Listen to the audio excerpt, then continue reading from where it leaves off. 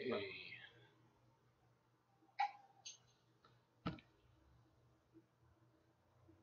Starting live.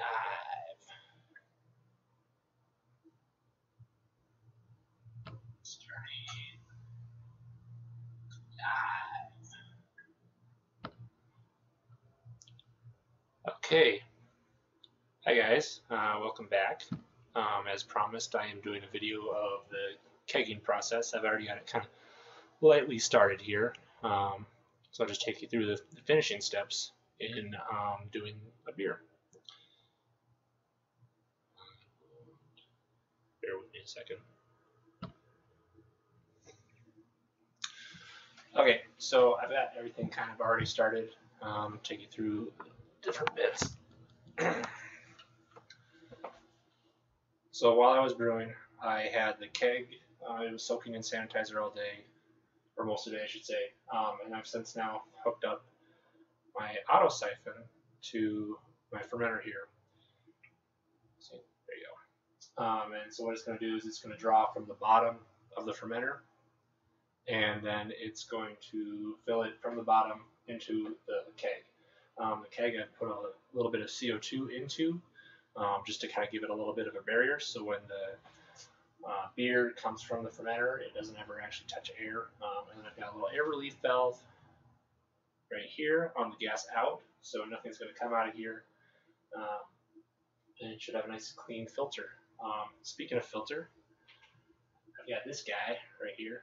This is called the beer bouncer. This is the smaller mesh pattern. It's my first time using this particular filter insert. The idea being that it'll catch some of the finer particles that got missed on the initial transfer, because I use a bigger one for that, just to kind of help with flow rates. So I've got it primed. So one of the first things I'm going to do is I'm actually going to take off the liquid line.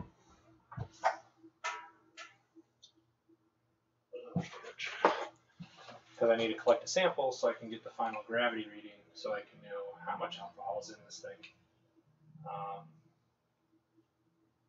You guys from Alley's Discord know that I've been brewing a beer that's tailored for the power hour. So this is the near finished product. All it's missing at this point now is carbonation. Let's see if I can show you this. Yeah, we're going to. There it is. Okay. Okay, so what I'm doing here is I'm filling my graduated cylinder. So it's got no graduates.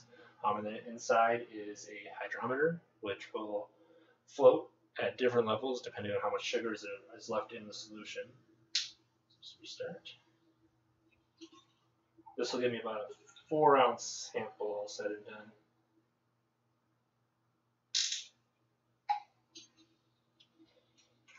Set that off to the side, and so now we can actually begin the kegging itself.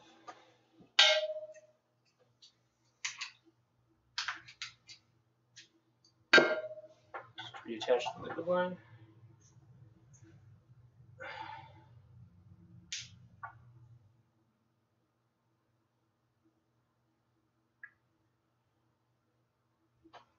See some of the bubbles out.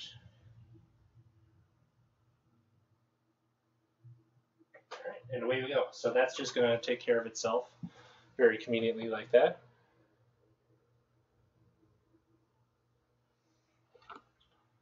Okay, I'm just give this guy a little spin.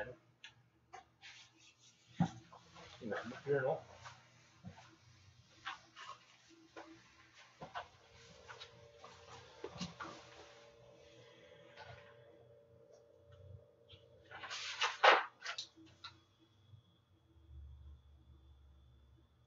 Now when I took this measurement before, when I was moving it from the primary fermentation vessel to the secondary, I got an alcohol rating of about 4.5%, which is pretty good. My goal was to have a lighter alcohol beer. It was a little bit higher than I'd planned. I was initially hoping for around 4.3, but that is still a very light alcohol beer.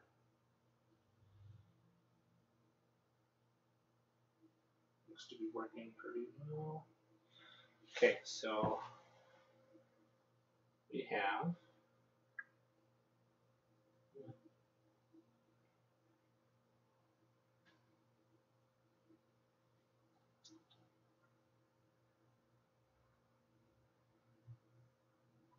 looks like our final gravity is 1.010,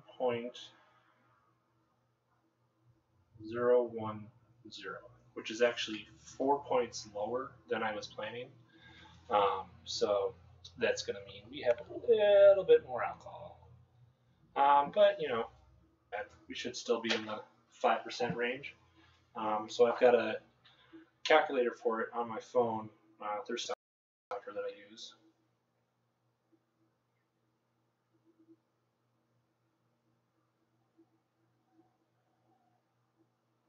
Originally, we were 6. Okay, so for the Power Hour Ale, we have an alcohol rating of about 4.7. So under 5 was the ultimate goal, so we have achieved that. Just yay. This beer, the style itself is that of a best bitter. It's a little bit darker than I planned because human error, I read my own recipe wrong. So it came out a little bit darker. I accidentally doubled some of the darkening malts. But can I tell? It's got a nice amber brown to it. Pour it in the glass and we'll really see how it looks.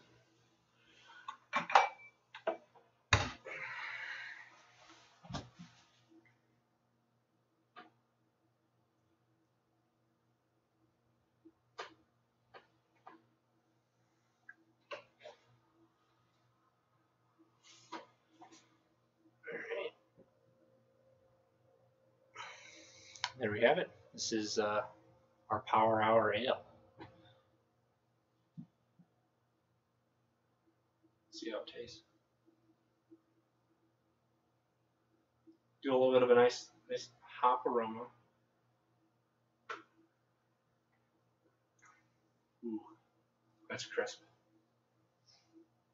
I wish I could send you guys samples, but it's not quite that easy. But on the kegging itself, we're about almost halfway through, so we're going to be it's about 2.5 gallons or so. The final volume I had on this was about 4.8 gallons. We'll see for sure once we get that far. If we can tell if there's any sediment in here.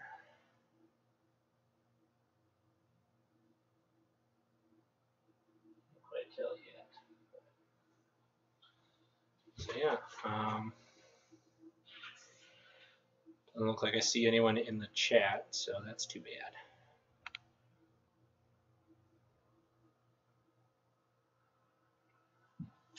This is a good example of what's the other parts of brewing is. It's a lot of waiting. But I was very pleased with the results of this. So what's going to happen now, once it's in the keg, is I'm going to force about 20 pounds of CO2 on it, and it'll sit on that in the fridge for 2 to 3 days. And after that, I'll bleed off the excess, and then we'll have the finished product. And I'll post a pour video or even just some photos on the Instagrams. Yeah, see if anyone else comes to hang out.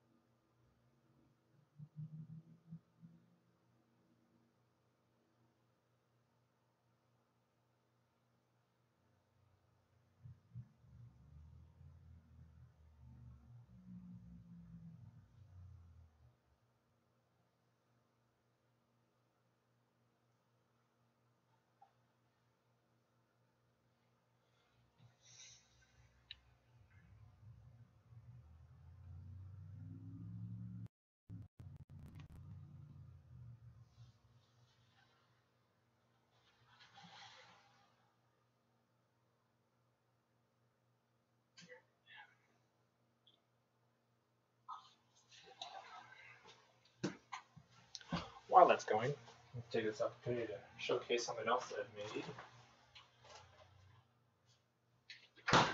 This was actually made commercially, well, locally commercially. It was a collaboration with my school's fermentation club, of which I'm the president. We designed and brewed a beer with one of the local breweries here in the Black Hills, Lost Cabin to be exact. And we had a release party yesterday, and I have a crowler of it here. And what this is the Financial Aid. So what it is a hoppy wheat that was then also infused with some pineapple flavor.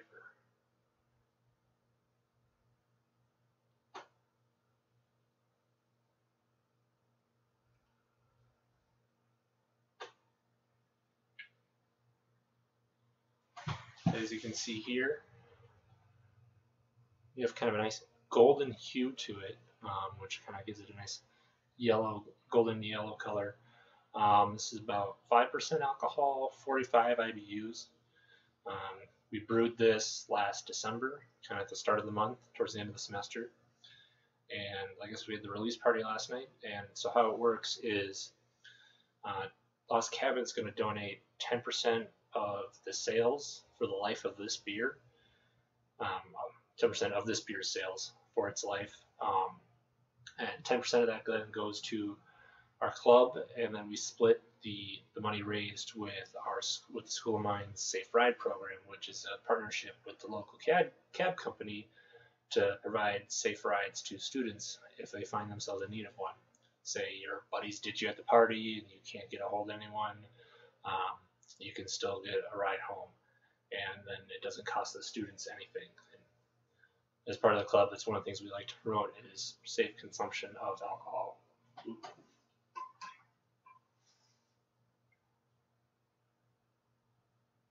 Got distracted, almost didn't finish this correctly.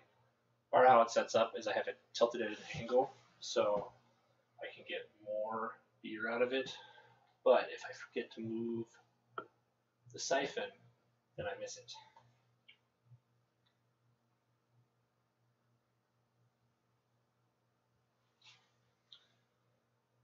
So as you can see, about down to the bottom.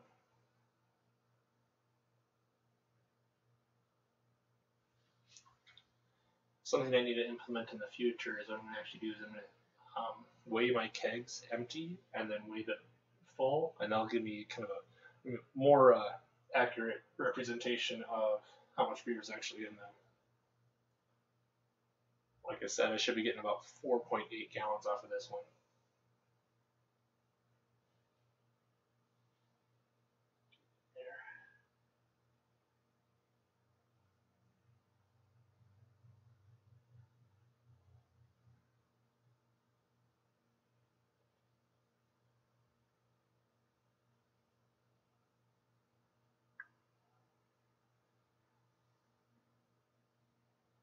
Just the last half gallon or so to go.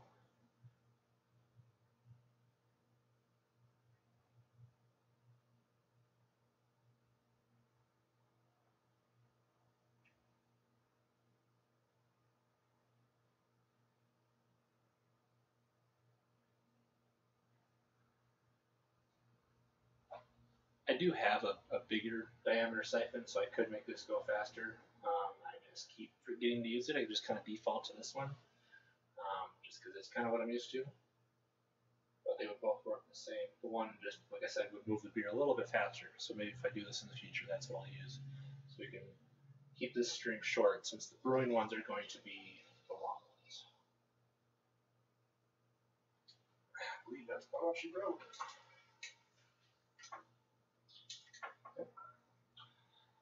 So that's all we're getting out of her.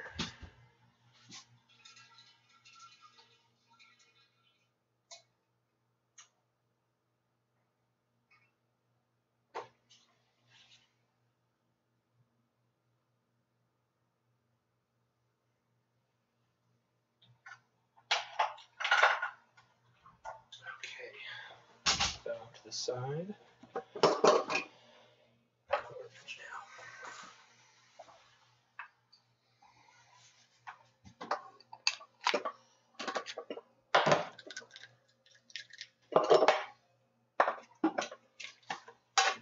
Okay, so what I'm going to do is use my CO2 charger here to just push a little bit through the liquid line, and then what this will do is it'll allow me to force out any excess air that might have gotten into the beer or into the keg. Hear that?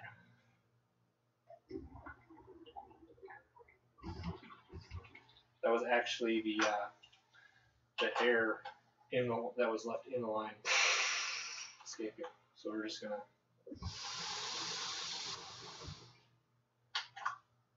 and that should be all the air out. The bubbling that you heard, that was the CO2 itself. So that's now good to go.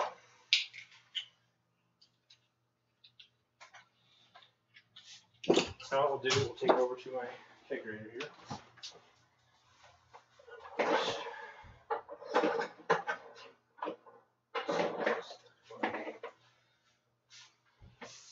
And what I'm going to do here is I'm also going to put the liquid connector on so that we can force the CO2 up from the bottom of the beer while we're shaking it. This just kind of allows for a little bit more maximization of the carbonation.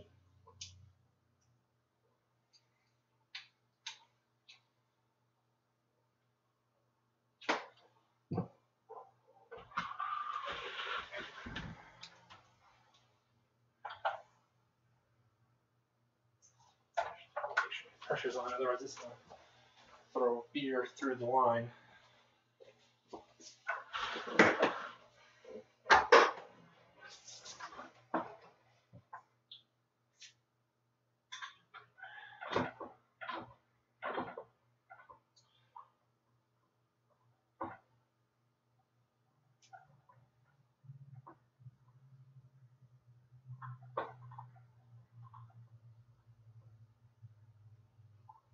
Okay.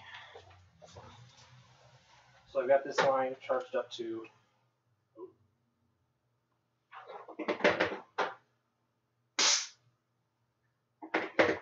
line charged up.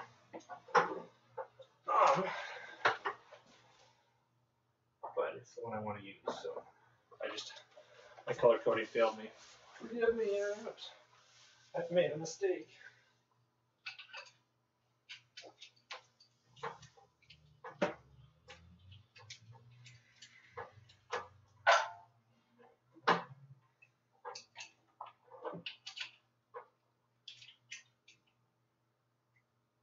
Trick is I have the lines color coded on the inside of the fridge, but not on the back, so very easy to mix them up. I only have two, and they're both empty right now, so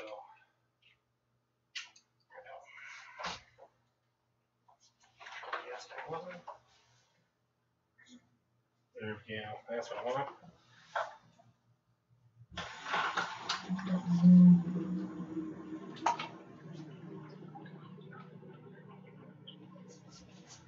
So what I'm doing is I'm waiting until I can't hear the bubbles anymore, and then I'm going to shake the beer to help saturate it.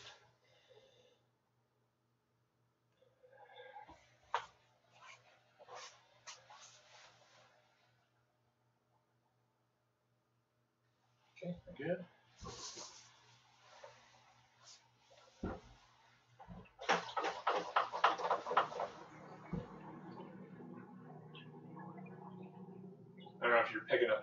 sound of it. It's a little bit of an eerie sound hearing it flow through like that.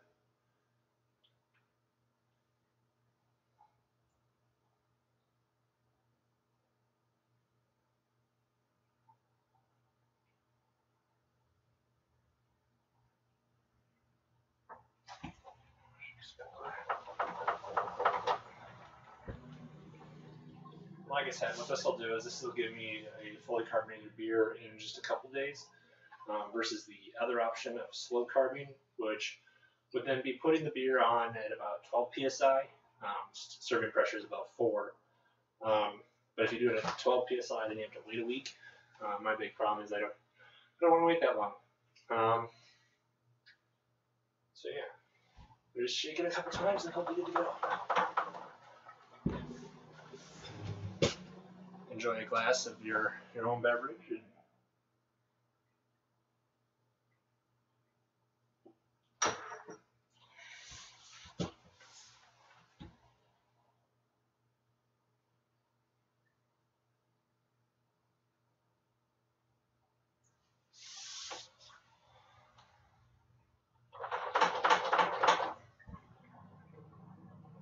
I'm going to do this until I don't think it can handle just about anymore.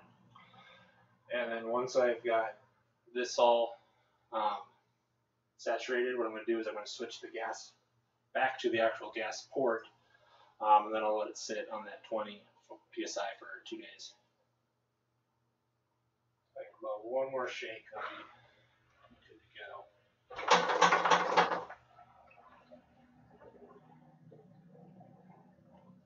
Yeah, just let that absorb.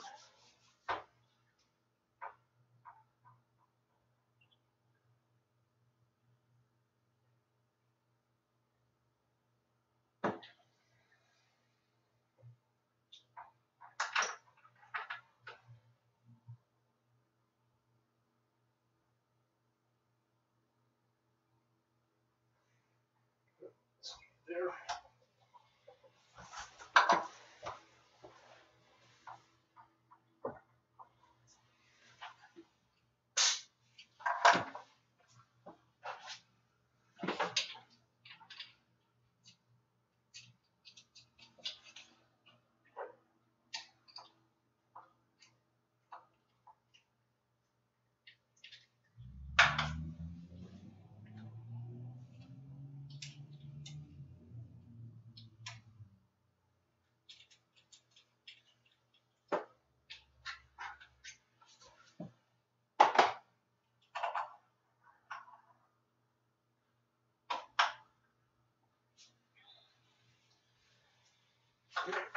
Just reassemble everything.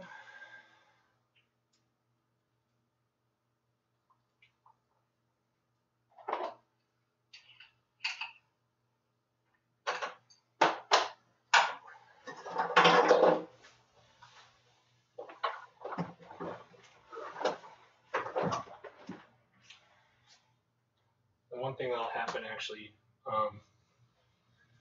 as it's in here cooling down, because right now it's at about room temperature, is it'll actually, as it gets colder, it'll absorb CO2 faster. Part of what helps with the forced carving. So, put this back, and in a couple of days we'll have a beer to show you. I don't think anyone hopped in, so I'm gonna just me and the camera. I don't think anyone actually decided to watch this time around. But I didn't actually have a dedicated time I was going to do this. That being said, when I do these live streams in the future, the brew day ones, they'll happen on Thursdays. I've got a lot of beer that I want to brew in the next couple of months. Like I said, there's a competition I'm going to be entering, so I've got to brew that up. And then I've got some friends that want to brew a beer for it that haven't brewed before. And they're going to borrow my equipment, so probably won't stream that one. But there'll be a lot of good stuff coming in the future. Hopefully we can make this a thing, and I appreciate you guys watching.